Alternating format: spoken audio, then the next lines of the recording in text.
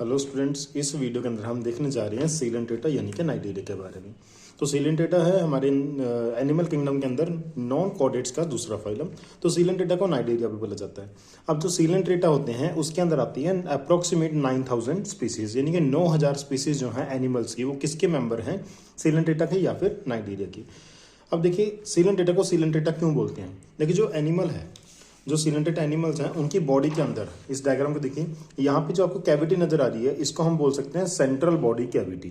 ये पॉलिप है, इसको पॉलिप बोला जाता है स्ट्रक्चर को। इसके अंदर एक सेंट्रल बॉडी कैविटी है, इस सेंट्रल बॉडी कैविटी को बोला जाता है सीलेंट्रॉन। इस कैविटी को बोला जाता है सीलेंट्रॉन, क्योंकि इस बॉडी कैविटी को आप गैस्ट्रोवास्कुलर कैविटी भी बोल सकते हो, क्योंकि इसको सीलेंट्रॉन बोला जाता है। इसी वजह से इसका नाम हमने क्या रखा, सीलेंट्रेटा। दूसरी बात, इनको नाइडेरिया भी बोला जाता है। नाइडेरिया क्यों बोला जाता है, क्योंकि इनके अंदर कुछ स्पेशलाइज्ड सेल होते हैं जो कि किसी दूसरे ऑर्गेनिज्म के अंदर नहीं होते, और उन सेल का नाम क्या है, उन सेल का नाम है नाइडोब्लास्ट सेल। तो ये है डायग्राम ऑफ नाइडोब्लास्ट सेल। तो ये नाइडोब्लास्ट सेल है, क्योंकि ये नाइडोब्लास्ट सेल इन एनिमल्स के अंदर प्रेजेंट होते हैं। तो ये कैरेक्टरिस्टिक फीचर है इन नाइडेरिया की, तो इसी वजह से इनका नाम क्या रख दिया गया, नाइडेरिया या नाइडेरियंस। तो सीलेंट्रॉन की वजह से इनका नाम सीलेंट्रेटा रखा गया, और नाइडोब्लास्ट सेल की वजह से इनका नाम क्या रखा गया, नाइडेरिया रखा गया। अगर हैबिटेट की बात करें तो ये मोस्टली मैराइन होते हैं, यानी कि मैराइन वाटर में पाए जाते हैं, और हाइड्रा है जो फ्रेश वाटर में पाया जाता है। Hydra is fresh water organism and others are marine, adapted to marine water. अगर मैं इनकी हैबिट की बात करूं तो या तो ये सॉलिटरी होते हैं, सॉलिटरी मतलब अकेले मिलने वाले, या फिर कॉलोनियल होते हैं जो ग्रुप में मिलते हैं, कॉलोनी में रहते हैं। सेशाइल भी हो सकते हैं, फ्री लिविंग भी हो सकते हैं। सेशाइल का मतलब होता है किसी सबस्ट्रेटम के साथ, किसी सरफेस के साथ चिपके हुए। तो ये सेशाइल भी मिलते हैं, किसी के साथ चिपके हुए मिलते हैं, और ये फ्री लिविंग फॉर्म में भी मिल सकते हैं। अगर मैं जनरल फीचर्स की बात करूं तो जनरल फीचर्स के अंदर क्या आता है, tissue level of body organisation, यानी इनके अंदर टिश्यूज होते हैं, ऑर्गन्स फॉर्मेशन नहीं होता। डिप्लोब्लास्टिक होते हैं, दो जर्म लेयर्स होती हैं, ectoderm and endoderm. Radially symmetrical होते हैं। ब्लाइंड सेक बॉडी प्लान होता है, यानी कि इनके अंदर सिंगल ओपनिंग होती है, आप उसको माउथ या एनस कुछ भी कह सकते हो। अगर मैं बॉडी वॉल की बात करूं तो बॉडी वॉल के अंदर 3 लेयर्स होती हैं। सबसे बाहर वाली जो लेयर है दैट इज एपिडर्मिस, जो सबसे अंदर वाली लेयर है उसको बोलते हैं गैस्ट्रोडर्मिस, और जो बीच में एक जेली लाइक लेयर होती है जो कि मेसोडर्म नहीं है उसको बोलते हैं मिजोग्लिया। जेली लाइक है, मेसोडर्म नहीं है, तो उसको बोलते हैं मिजोग्लिया। आप इस डायग्राम से इसको समझ सकते हो। तो देखिए, तो इस डायग्राम के अंदर जैसे आपको बता रखा है कि बीच में एक जेली लाइक लेयर है यहाँ पे, इसको बोलते हैं मिजोग्लिया। तो बाहर वाली लेयर उसको बोलते हैं एपिडर्मिस, अंदर वाली लेयर को बोलते हैं गैस्ट्रोडर्मिस। तो कुछ ऐसा डायग्राम होता है इनकी वॉल का। तो आप इसको पूरी बॉडी के अंदर ऐसे देख सकते हो। देखिए, ये अंदर वाली गैस्ट्रोडर्मिस है, ये बाहर वाली एपिडर्मिस है, और दोनों के बीच में क्या है, मिजोग्लिया की लेयर है। तो अगर हम देखें कि एपिडर्मिस के अंदर कौन कौन से सेल होते हैं, एपिडर्मिस बनती है एक्टोडर्म से, और इसके अंदर होते हैं interstitial cell, sensory cell, nerve cell और नाइडोब्लास्ट सेल। अब नाइडोब्लास्ट सेल जब यूज हो जाते हैं तो फर्दर इनको वापस यूज नहीं किया जा सकता।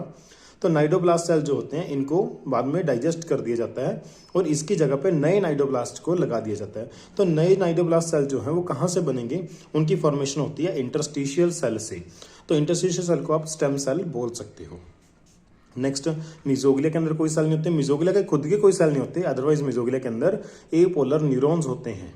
तो फर्स्ट टाइम जो नर्वस सिस्टम है वो हमें कहाँ देखने को मिलता है, इसी फाइलम नाइडेरिया के अंदर देखने को मिलता है। अगर मैं गैस्ट्रोडर्मिस की बात करूं तो गैस्ट्रोडर्मिस बनता है एंडोडर्म, जो जर्म लेयर है उससे बनता है, और इसके अलावा इसके अंदर भी इंटरस्टिशियल सेल होते हैं, कुछ सेंसरी सेल होते हैं, कुछ नर्व सेल होते हैं, कुछ ग्लैंडुलर सेल होते हैं। इन ग्लैंडुलर सेल का काम होता है एंजाइम की सिक्रीशन करना।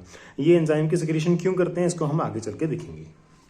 तो नेक्स्ट है हमारे पास नाइडोब्लास्ट या नाइडोसाइट। देखिए, नाइडोब्लास्ट सेल को नाइडोसाइट भी बोलते हैं, साइट का मतलब ही सेल होता है, निमेटोसाइट भी बोलते हैं, और स्टिंगिंग सेल भी बोलते हैं। आप इन चारों में से कुछ भी बोल दो, इस चारों का मीनिंग क्या है, सेम। तो ये जो सेल हैं ये कैरेक्टरिस्टिक फीचर हैं इस फाइलम के, यानी कि ये वाले सेल जो हैं, नाइडोब्लास्ट सेल जो हैं, सिर्फ आपको सीलेंट्रेटा में मिलेंगे और किसी भी फैमिली के फाइलम के अंदर देखने को नहीं मिलेंगे। इसके अलावा ये पूरी बॉडी की जो आउटर सरफेस है, सपोज करो ये हमारा ऑर्गेनिज्म है, इसकी जो आउटर सरफेस है एपिडर्मिस है, इस पूरी एपिडर्मिस के ऊपर आपको ये नाइडोब्लास्ट सेल्स देखने को मिल जाएंगे। टेंटाकल्स के ऊपर नाइडोब्लास्ट सेल थोड़े से ज्यादा होते हैं। तो इनका फंक्शन क्या होता है नाइडोब्लास्ट सेल्स का, इनका फंक्शन होता है ऑफेंस यानी किसी को अटैक करना, डिफेंस किसी के अटैक से बचना, और एंकरेज यानी कि ऑर्गेनिज्म को अटैच होने में हेल्प करना, एंकरेज करवाना। नेक्स्ट अगर हम बात करें डाइजेस्टिव सिस्टम की, तो भाई इनके अंदर जो डाइजेस्टिव ट्रैक है वो इनकम्प्लीट टाइप का होता है। इनकम्प्लीट डाइजेस्टिव सिस्टम का मतलब क्या होता है कि जो डाइजेस्टिव सिस्टम है उसकी सिंगल ओपनिंग है, या तो आप उसको माउथ बोलोगे या एनस बोलोगे। देखो आप यहाँ पे देख सकते हो, ये पूरा एक कैविटी है, ये माउथ है, this is the mouth, this is mouth, okay. इस ओपनिंग को माउथ बोला जाता है, और यहाँ पे जो रीजन है इसको हाइपोस्टोम बोला जाता है। हाइपो मतलब नीचे, स्टोम मतलब माउथ, माउथ के नीचे ये माउथ है, और ये माउथ के नीचे वाला पार्ट है जिसको हाइपोस्टोम बोला जाएगा। तो ये माउथ है, सिंगल ओपनिंग है, यहीं से फूड आएगा, यहीं से वेस्ट बाहर जाएगा। तो जब सिंगल ओपनिंग होती है बॉडी की, माउथ और एनस दोनों सेम होते हैं, तो उसको हम क्या बोलते हैं, इनकम्प्लीट डाइजेस्टिव सिस्टम। तो इनकम्प्लीट डाइजेस्टिव सिस्टम इनके अंदर प्रेजेंट होता है। इनके अंदर सिंगल ओपनिंग होती है, आप उसको माउथ और एज वेल एज एनस दोनों की तरह देख सकते हो।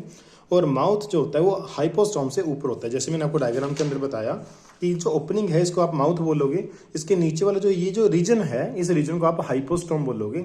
हाइपोस्टोम का मतलब होता है, हाइपो होता है नीचे, मैं लिख देता हूँ हाइपोस्टोम। हाइपो का मतलब होता है नीचे, स्टोम का मतलब होता है माउथ, यानी कि माउथ के नीचे। ऑब्वियस है कि आपको इसको याद करने की जरूरत नहीं है, आप समझ जाओगे। ये माउथ है, दिस इज स्टोम, और इसके नीचे मतलब हाइपो, तो दिस रीजन हाइपोस्टोम। ये अंडरस्टूड हो गया आपको। तो ये हाइपोस्टोम के ऊपर माउथ है, माउथ के नीचे हाइपोस्टोम है। तो सेम ये एनसीईआरटी के अंदर लिखा हुआ है कि mouth is above hypostome, mouth hypostome के ऊपर होता है।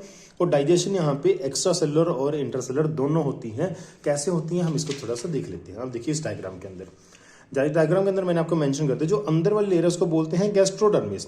अब गैस्ट्रोडर्मिस के सेल क्या करते हैं, एंजाइम प्रोड्यूस करते हैं, और इस ओपनिंग से क्या आएगा, फूड आएगा। तो यहाँ पे ये जो सीलेंट्रोन है, ये जो कैविटी है, इस कैविटी के अंदर फूड भी आ जाएगा, एंजाइम्स भी आ जाएंगे। तो ये एंजाइम इस फूड की पार्शियल डाइजेशन करेगा, और इस पार्शियल डाइजेशन को हम क्या बोलते हैं, एक्स्ट्रा सेल्यूलर डाइजेशन। अब जब एक्स्ट्रा सेल्यूलर डाइजेशन होगी फूड की, तो आप इसके अंदर क्या बनेंगे, छोटे छोटे फ्रेगमेंट्स बनेंगे फूड के।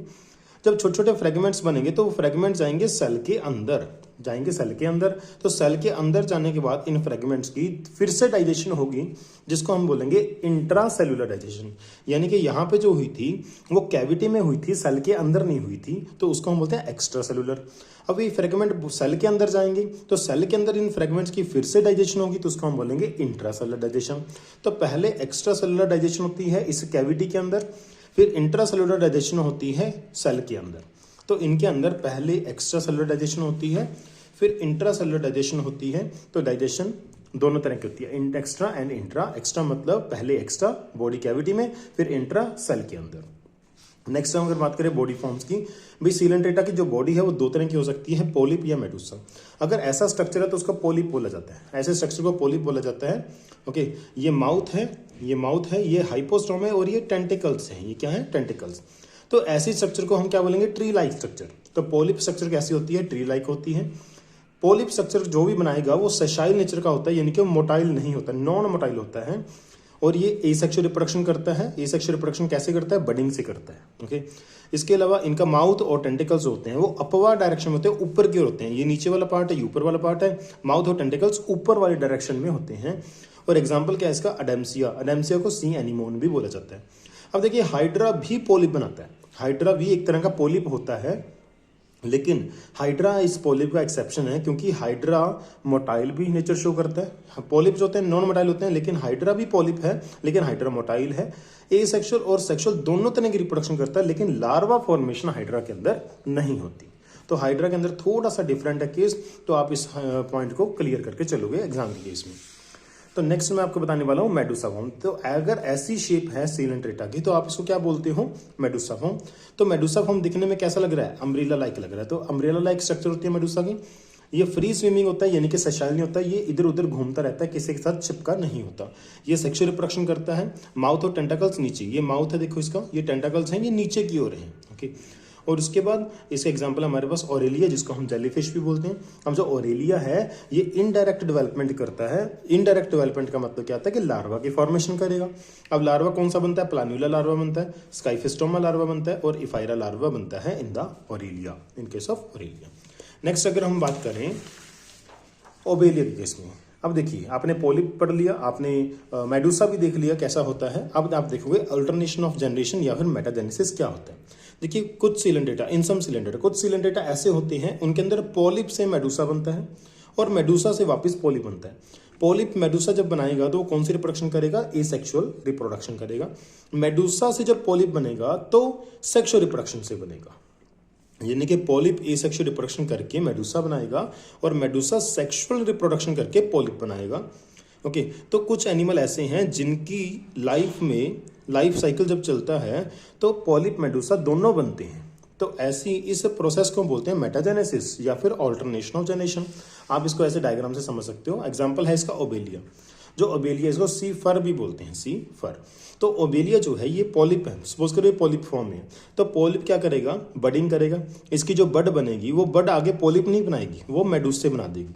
तो एक मेल मेडूसा बनेगा, एक फीमेल मेडूसा बनेगा। सपोज करो ये फीमेल मेडूसा है और ये मेल मेडूसा है। तो ये मेल मेडूसा आगे चल के मैच्योर होगी, दोनों मैच्योर हो जाएंगे। मैच्योर होने के बाद ये स्पर्म बनाएगा और ये एग बनाएगा, फिर दोनों के मिलने से जाइगोट बनेगा। तो एक्सटर्नल फर्टिलाइजेशन होगी वाटर के अंदर। ओके, तो जाइगोट बनेगा। अब जाइगोट आगे चल के लार्वा बनाएगा। इस लार्वा का नाम है प्लान्यूला लार्वा। ये लार्वा कैसा होता है? ये फ्री लिविंग होता है या आप फ्री स्विमिंग कह सकते हो, फ्री स्विमिंग होता है।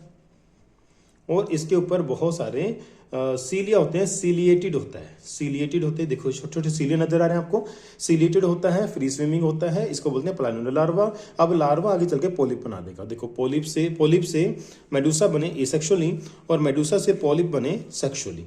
ठीक है, तो इसको हम बोलते हैं मेटाजेनेसिस या फिर ऑल्टरनेशन ऑफ जनरेशन, और ये हमें ओबेलिया के अंदर देखने को मिलता है।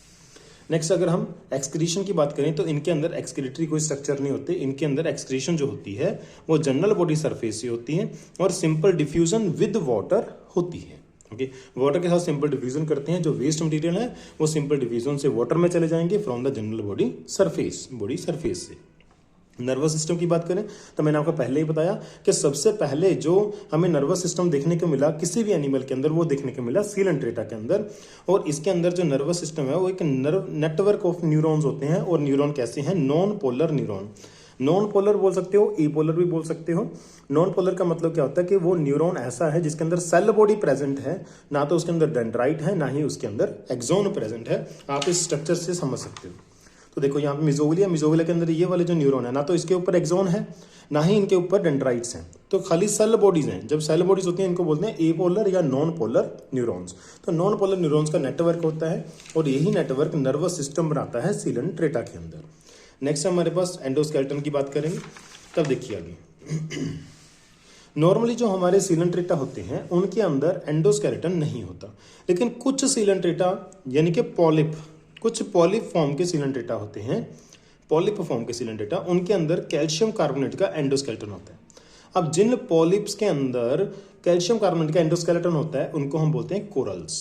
अब इन कोरल के बारे में जान लीजिए। जब इन कोरल्स की डेथ होती है तो ये सी बॉटम पे जाके सेटल डाउन हो जाते हैं, धीरे धीरे सेटल डाउन होते रहते हैं और बड़े बड़े आइलैंड्स जैसे बना देते हैं स्ट्रक्चर सी बॉटम पे।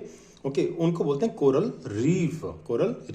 तो कोरल रीफ एक तरह का हैबिटेट होता है बहुत बड़ा, और large number of marine animals इस हैबिटेट के अंदर या ऊपर रहते हैं as a you can say shelter की तरह, कि ये उनको शेल्टर प्रोवाइड करता है।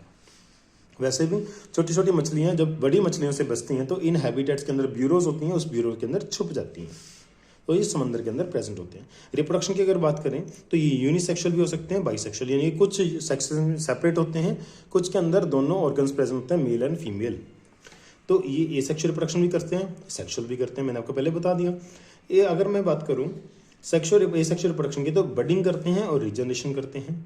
Having high power of regeneration, इनके अंदर हाई पावर रिजनरेशन होता है। अगर आप इनको बॉडी को 3, 4, 5 फ्रेगमेंट्स में काट दोगे तो हर एक फ्रेगमेंट अपने आप को कंप्लीट ऑर्गेनिज्म में कन्वर्ट कर लेगा।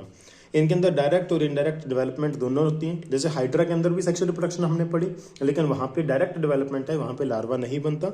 लेकिन ओबेलिया के अंदर प्लान्यूला लार्वा बनता है और ऑरेलिया के अंदर हमने पढ़ा प्लान्यूला लार्वा बनता है, स्काइफिस्टोमा लार्वा बनता है, इफायरा लार्वा बनता है। ओके, लार्वा फॉर्मेशन होती है इनके अंदर। तो ये था रिप्रोडक्शन के बारे में। नेक्स्ट हम बात करेंगे एग्जाम्पल्स के बारे में। अब एग्जाम्पल्स की अगर मैं बात करूं तो जो हाइड्रा है, हाइड्रा इसका दूसरा नाम नहीं है। ऑरेलिया को जेलीफिश बोलते हैं, ओबेलिया को सीफर बोलते हैं, मैंने आपको पहले भी बताया मेटाजेनेसिस के अंदर। अडम्सिया को सी एनीमोन बोलते हैं। फाइसिलिया को पोर्तुगीज मैन ऑफ वॉर बोलते हैं। ओके, इसको क्यों बोलते हैं इसको मैं एक शॉर्ट वीडियो के अंदर आपको बताऊंगा। मेंड्रीना को ब्रेन कोरल बोलते हैं, गोरगोनिया को सी फैन बोलते हैं, पेनाट्यूला को सी पेन बोलते हैं, कोरालियम को रेड कोरल या रेड मूंगा भी बोलते हैं। ये क्वेश्चन आपको देखने को मिल सकता है कि रेड मूंगा किसको बोलते हैं, कोरालियम को बोलते हैं। तो ये था सीलेंट डेटा और नाइडीरिया के बारे में। आई होप कि आपको क्लियर हो गया होगा सारे पॉइंट्स। ठीक है, तो मिलते हैं नेक्स्ट वीडियो के अंदर। Thank you, have a nice day.